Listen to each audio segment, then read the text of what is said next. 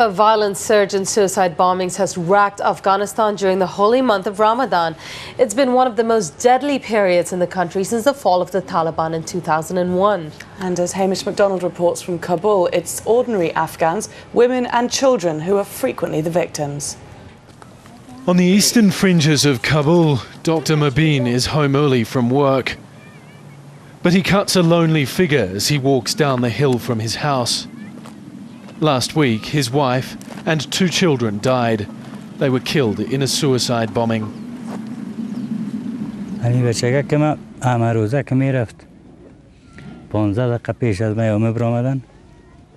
Every day they left home 15 minutes before me. Every day they said goodbye. My son Munir, on that day, I'm not lying, he said goodbye 3 or 4 times. He even came back to the house and said, "Father, goodbye." This was Dr. Mubin in the moments after the blast. The suicide bomber detonated explosives as he attempted to board a bus taking police officers to work. The Taliban claimed responsibility and said it was part of an offensive to mark the holy month. This Ramadan has been one of the most violent periods in Afghanistan since the fall of the Taliban. They are brainwashed. They are brainwashed by the leaders or the politician behind this hidden agenda.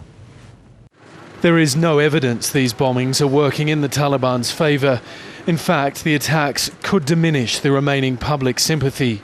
It's difficult for most people to imagine what it must be like living under the constant threat of suicide bombings. But for ordinary Afghans, that's now the reality. This is the Jalalabad highway, and it's one of the most commonly targeted stretches of road in the entire country. The reason is that military convoys use this highway to travel to bases east of the city, but civilians almost always suffer.